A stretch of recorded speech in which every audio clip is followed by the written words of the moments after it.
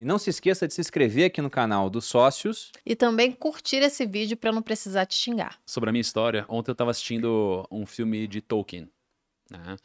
E que, Já aliás, tem filme disso? tem o filme do Tolkien, da biografia dele, assim. É o cara do E Senhor dos é o Anéis. cara do Senhor dos Anéis e tal. Só que quando eu comecei a estudar sobre Tolkien, eu vi que, na verdade, ele é muito mais que o cara do Senhor dos Anéis. É muita profundidade, tem muitas camadas de simbolismo e reflexão. Tem muitos livros escritos assim. E ele viveu numa época ali onde tinha o C.S. Lewis também. Eles tinham correspondência entre eles, né? Sim, ele converteu o C.S. Lewis, acredita? Então, assim, o C.S. Lewis que escreveu Nárnia, né, como um livro, como uma história que tem todo um simbolismo cristão, né, no final das contas teve um dedo muito forte de Tolkien, porque Tolkien acabou, em outras palavras, né, interferindo na conversão do C.S. Lewis. Até que eles tinham uma discussão, porque um era evangélico, o outro era mais católico. Então, e numa época de Chesterton, é muito legal. E aí eu tava vendo ontem a biografia do Tolkien, e um filme que eu acho muito lindo, maravilhoso o filme, mas o filme em si não é tão divertido, assim, mas é bacana para quem curte Tolkien.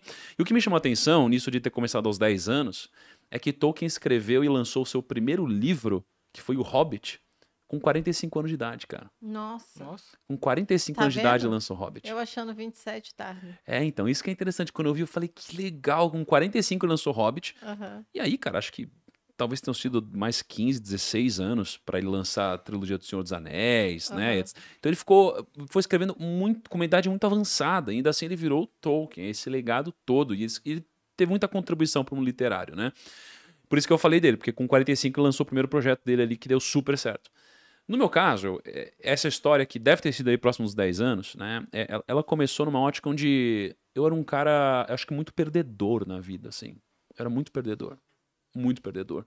Então, na escola, sabe? Eu era aquele cara que não era chamado no time do futebol, não era o cara com os amigos, eu era muito perdedor, assim, de certa forma. Sofria bullying. Bullying, tudo isso. Eu lembro, né, pô, de uma cena num colégio antigo, né, que eu estudava, que era o Galileu Galilei, assim. Tinha eu e um amigo, assim, e todo mundo excluindo a gente querendo fazer parte da conversa e eles excluindo a gente, não querendo andar com a gente, etc. Aquele colégio que você comprou e mandou demolir outro dia? Tô brincando. Assim, tem um pouco disso. E como eu acho que eu era perdedor em muitas coisas na vida, eu acho que eu encontrava de alguma forma jogos que eu pudesse ganhar. Isso foi muito importante na minha trajetória, encontrar as brigas que valia a pena comprar. Porque se você quer jogar num jogo onde você já parte da premissa que você vai perder, você tem muito mais dificuldade para ganhar, não é um jogo onde vai valer a pena o seu esforço. Então acho que isso tem muito a ver com encontrar o seu talento. E mais ou menos aos 10 anos, eu lembro que a minha mãe, ela ia pagar uma funcionária lá de casa, né? E ela deixou uma nota de R$ 100 na mesa. E eu lembro que eu olhei para essa nota de R$ 100 por algum motivo. E eu queria essa nota para mim. Eu nem sabia o que representava R$ 100, mas eu queria essa nota para mim. Aí eu falei, mãe, me dá esse dinheiro. Me dá essa nota. Ela, não, Thiago, você tá louco? Imagina um menino de 10 anos, R$ 100, tá louco? Aí eu, não, me dá esse dinheiro, me dá esse dinheiro. Ela, não, não. E eu comecei a chorar na época. Eu falei, não, mas eu quero esse dinheiro e tal. Aí meu pai veio e resolveu a situação, não me deu. Mas eu lembro que ali eu comecei a gostar de dinheiro. Eu comecei a gostar de dinheiro. Eu nem sabia exatamente o que ele representava, mas eu sabia que era dinheiro, era um sinônimo de alguma coisa, de um jogo, de poder de compra, de alguma coisa. E aí eu fui crescendo. E eu sempre fui muito novo nas coisas que eu fazia, não é? Então eu sempre fui adiantado na escola, eu faço aniversário em outubro, e eu entrei na faculdade muito cedo. Quando eu passei no vestibular, eu devia estar ali com 16 anos para 17 anos. Eu comecei a faculdade muito cedo, eu lembro que eu vi uma palestra de alguém falando sobre análise técnica na época, né? E quando eu olhei para aquilo, e eu lá com meus 17 anos, e um cara que já assistia filme de mercado financeiro, querendo ser o cara do filme, que ficava rico, né? Eu pensei o seguinte, eu falei, eu quero trabalhar no mercado. Eu peguei um dinheiro, né, que os meus pais tinham deixado para mim, fui investir, e eu perdi esse dinheiro. Aquela história que todo mundo já conhece, perdi uma semana. E aí eu falei, pô, peraí, não é possível, não é possível. Tem gente que fica rica, esse jogo é o jogo que eu preciso ganhar. Eu olhava pra isso como um jogo, basicamente. Eu queria ficar rico. E aí eu peguei essa grana e eu comecei a estudar. E eu falei, caramba, foi por isso que eu errei. E aí continuei investindo. E aí, eu muito cedo, eu comecei a fazer alguns investimentos num fundo da geração futuro, na época. E aí eu conheci um assessor, na época, que era um assessor chamado Sullivan. E ele todo de terno, e eu jovenzinho e tal, e ali começando, comecei a pagar uns boletos de R$ 300 por mês ali para investir, comecei a entender aquilo. Eu ia na Paulista, num prédio gigante, e eu sempre ia lá um monte de terno. Eu falava, caraca, é isso que eu quero para mim, eu quero estar aqui. E eu na faculdade há 17 anos, né? Aí foi passando o tempo, falei, eu quero trabalhar no mercado financeiro. Eu comecei a fazer entrevista e tentar me aplicar para todas as vagas. Com 17 para 18 anos, e eu tinha começado na faculdade, então não passei em nenhum lugar, nenhum banco de investimentos, e aí eu comecei virei garçom, virei aquela coisa que todo mundo já sabe, comecei a trabalhar de barman e tal, de noite, de madrugada, comecei a juntar dinheiro, e ninguém queria me contratar no mercado financeiro, eu achava um absurdo, porque eu olhava pro lado e falava, cara, eu vou ser o cara mais aplicado do planeta, ninguém vai trabalhar mais do que eu nesse lugar, eu vou ganhar esse jogo.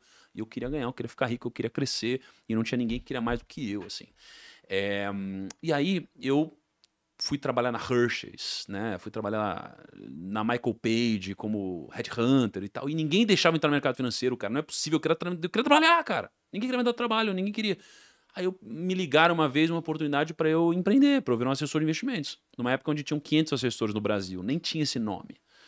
Aí eu falei, eu vou trabalhar aqui. Quanto que é o salário? Aí eu descobri no primeiro dia que não tinha salário. Aí a oportunidade vem, né? Eu falei, pô, mas como assim não tem salário? Não tem salário, toma aqui. Eles me deram um cartão com o meu nome, Thiago Nigro, eu tenho até hoje. Thiago Nigro, a corretora da época e tal. Eu falei, cara, e agora, como eu ganho dinheiro? Você precisa prospectar pessoas. Eu falei, não é possível. Mas eu sei investir e tal. Ele falou, mas você vai ter que prospectar. Eu fiquei 7 anos prospectando pessoas e ajudando pessoas a investirem. E aí foi quando eu ganhei dinheiro de fato, né? Até o que me faz olhar para como algumas pessoas têm uma narrativa fracassada. A maioria das pessoas vão ser fracassadas financeiramente. A maioria das pessoas, infelizmente. Mas a maioria vai. É só você ver, por exemplo, as narrativas das pessoas que dizem que, por exemplo, eu fiquei rico vendendo curso. E que falaram que você também ficou rico vendendo curso, etc. Primeiro que não tem nenhum problema nisso. Porque se fosse um curso de... se fosse um professor ensinando, sei lá, educação financeira na escola, ia ser nobre. Mas quando você vê um curso e você ganha dinheiro, parece que isso é horrível. É uma narrativa que, já que as pessoas não conseguiram enriquecer, elas querem transformar você num fracassado e pegam uma narrativa que é confortável para que elas justifiquem, né, a própria falta de sucesso que elas têm na vida.